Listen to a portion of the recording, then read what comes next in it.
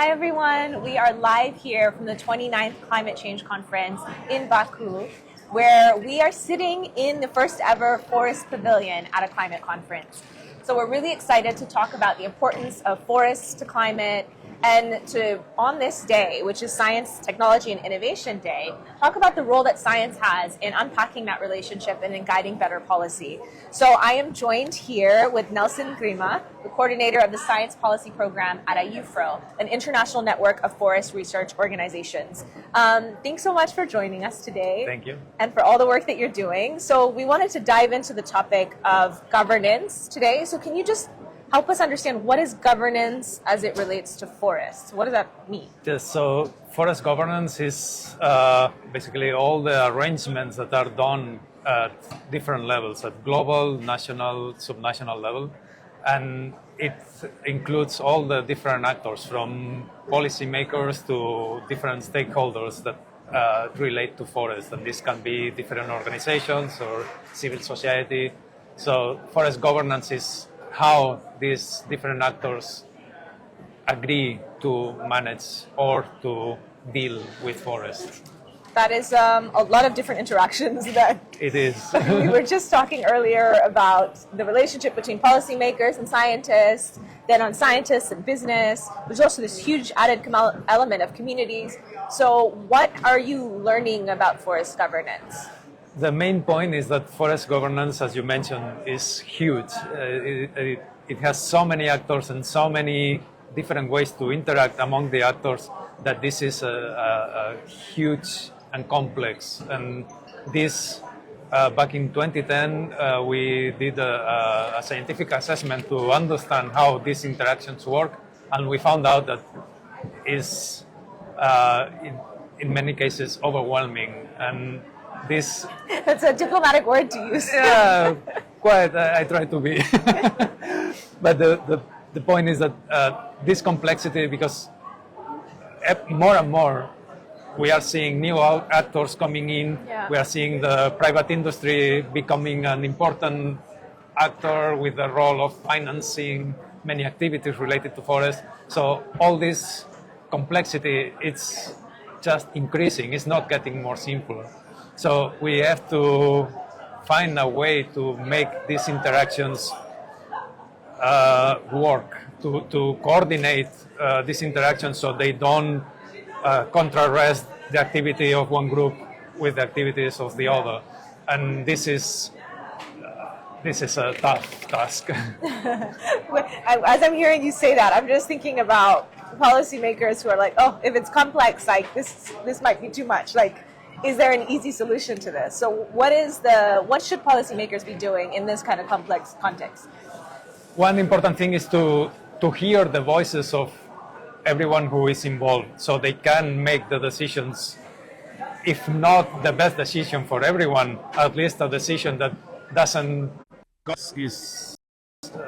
this governance structure is to try to, or how we should see it is that we should try to involve everyone who has who is directly impacted by decisions on forests should have at least a voice on promoting their interest and at least being heard before a decision is made. And this is not the whole concept of governance, but it's an important part of it. It is. So it's kind of democratizing that process a little bit of decision making so that at least perspectives can be taken into consideration before decisions are made. We know that you will never keep everyone happy, but at least don't leave on purpose anyone behind. Yeah. And how would you say forest governance, you said it's become more complex. Are governments doing a good job now at navigating that governance? Who's responsible for this? I would say they are doing the best they can because nobody wants to make things even more complex. But there still needs to be a lot more coordination, not only among different levels of a government, but also among government and non-governmental organizations and institutions, because civil society is becoming stronger in some aspects. So they have to be able to absorb the opinions and the directions and ideas of civil society, private enterprises into the decision making of the governance process. Yeah. And this is something that some government-related organizations need still to integrate into their daily routines. Interesting. So, kind of, what I'm seeing now is, we're in an interesting place in the world where governments, I think, are better understanding the power of people, of, different perspectives and how communities en masse can come together and demand for something different. So are you viewing this as a way to really have more stable, coherent government that actually responds and reacts to all of these needs? What's the pitch to kind of the policymaker who's thinking, coordinating stakeholders is exhausting it puts me at threat to so much criticism. So there's risks there. It definitely is. Puts you at risk. It's exhausting. It's complex. It's a lot more work. But the end result is so much better. So much better for the general benefit. Of course, it would be better for this particular politician to do whatever he or she wants, and then not so much work, but the end result may last a very short time because nobody or very few people want that result. So if you do something that is in agreement with what most of the people need and want, that's going to be a long-lasting result. And then you can move to a different topic and make decisions on something different because you have solved a problem. Yeah. If you see it from that perspective, it's actually less work.